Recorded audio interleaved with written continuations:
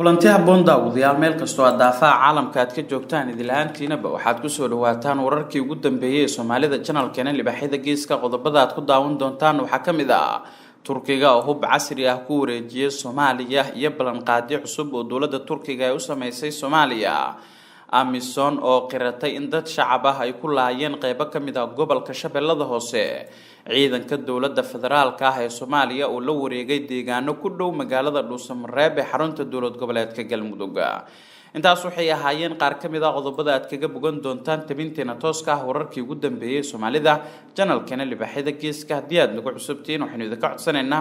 inaad subscribe-ka aad noo saartaan si aad uga mid noqotaan saaxiibada ku xiran wararka warbixinada muuqaalada had iyo jeer sida joogtadana halkan aynu ugu soo baahino noqo daawadaha ugu horeeya ee la xogaha wararkeena daawada qodob walba oo warkan ka mid ah aragtidaada ayaad ka soo dhiiban kartaa qaybta hoose commentigan ay noogu reeb aynu ku bilaawno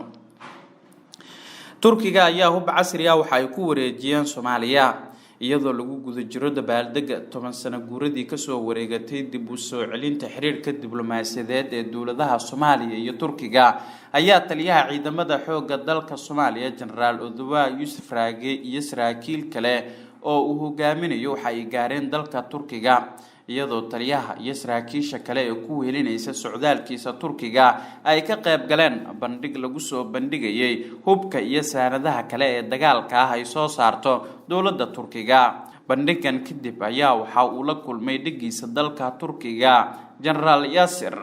iyaga oo ka wada hadlay sidii loo xoojin lahaa taageerada dawladda Turkiga ay siiso ciidamada xoogga dalka Soomaaliya taliyaha difaaca dawladda Turkiga ayaa hub casri ah iyo gaadiid nooca gaashaaman oo loogu talagalay inay ku howlgalaan ciidamada xoogga dalka Soomaaliya waxa ay ku wareejiyeen taliyaha ciidamada xoogga dalka Soomaaliya General Oduwa Yusuf Raage iyadoo iminkan dawladaha Turkiga iyo Soomaaliya ay ka wada xaajoonayaan sidii hubkaas loo keeni lahaa gudaha Soomaaliya dawladda Turkiga iyadoo qadarinaysa 10 sano guuradii ka soo wareegatay dib u soo nooleynta xiriirka diblomaasiyadeed ee dawladaha walaalaha ah Turkiga iyo Soomaaliya waxay garowsatay inay muhiim tahay in Soomaaliya ay ka taageeraan dhinac walba sida la ajligeed Turkiga waxa ay ugu deeqaysaa Soomaaliya hubka casriga ah oo ay dawladda soo saarto waxa sidaas laga soo xigtay mid ka mid ah saraakiisha ugu sareeya ee waaxda difaaca dawladda Turkiga dawladda in walaalaha nahay ee Turkiga ayaa saldhigga ugu weyn ee ka baxsan dalkeeda waxa ay ku leeyihiin Soomaaliya iyadoo heel walaalnimo oo muuqda la garab istaagtay Soomaaliya waxaana Turkiga ay ku garabsiiyeen Soomaaliya dib u dhiska ciidamada qalabka sida ee Soomaaliya kuwaas oo door muhiim ah ka qaadanaya xasilinta iyo nabadgelyada guud ahaan ee dalka Soomaaliya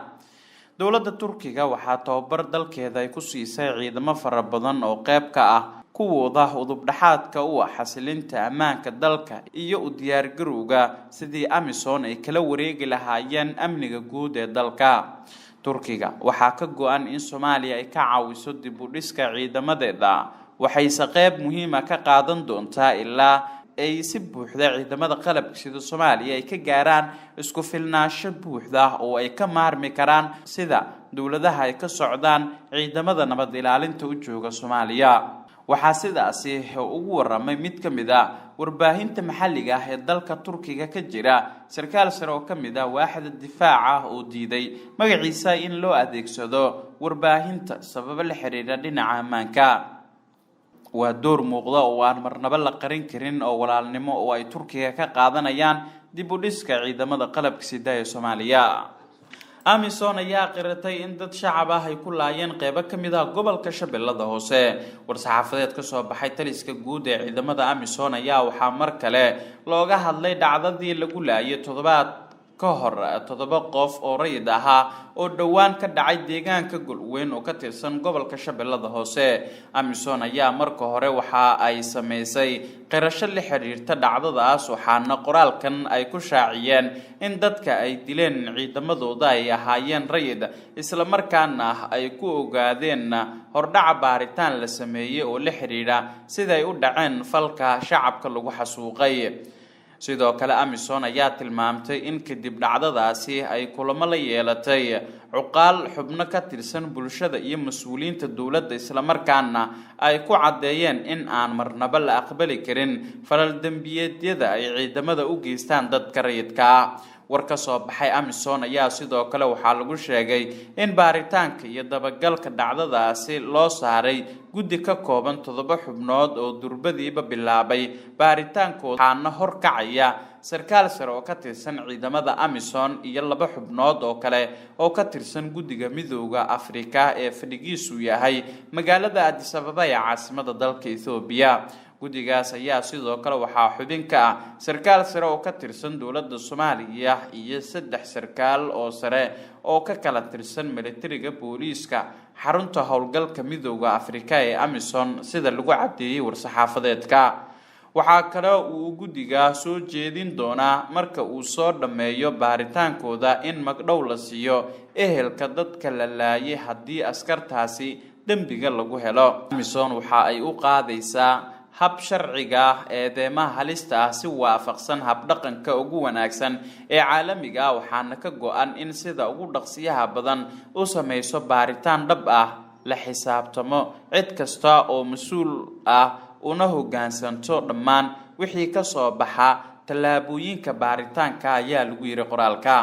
sidoo kale waxa uu qorshuhu yahay in baaritaanka ciidamada amisom marka ay soo afjaraan 6 bisha soo socota ee September oo ugu dambeyn ay soo gabagabeyn doonaan baaritaankooda in la shaacin doono magacyada askarta dilkaasi geysatay isla markaana la ciqaabi doono baaritaanka socda lagu xaqiijiyo in dilkaas ay geysteen si kastaba amisom ayaa hore u baahisay war ka duwan midka hadda soo baxay oo ahaa in dadka la dilay ay ahaayeen xubno ka tirsan kooxda al-shabaab oo haatan amisom qiratay in shacab ay ahaayeen dadkaasi kadib ehladooda oo wacad ku maray in meedadka aysan aasi doonin ilaa ay ka helaan cadaalad iyo xuquuqda dalkooda ay ku leeyihiin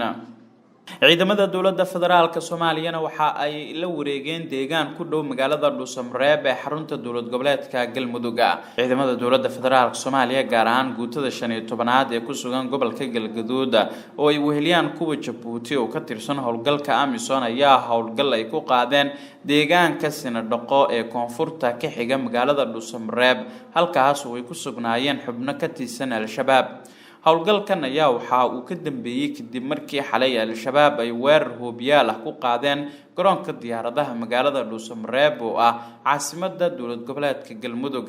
sarkaal sare oo ka tirsan ciidamada xoogga dalka Soomaaliya gaar ahaan guutada 15aad qaybta 22aad ayaa sheegay in guud ahaan al-shabaab kala wareegeen deegaanka Sinadhaqo ee koonfurta gobolka Galgaduud xiga ee magaalada Dhuusamareeb ee caasimadda Galmudug isla markaana dagaal kooban oo ka dhacay ay khasaare ku gaarsiiyeen al-shabaab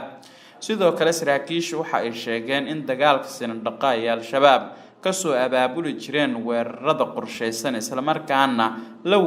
wareegitaankooda uu muhiim u yahay amniga magaalada Dhuusamareeb ugu dambeyn saraakiishu guutada 15aad waxay sheegeen in howlgalkan ay sii wadi doonaan iyaga oo kaashanaya ciidamada Jabuuti amisom ilaa ay ka xaqiijiyaan amniga deegaanada ku dhow magaalada Dhuusamareeb ee caasimadda Galmudug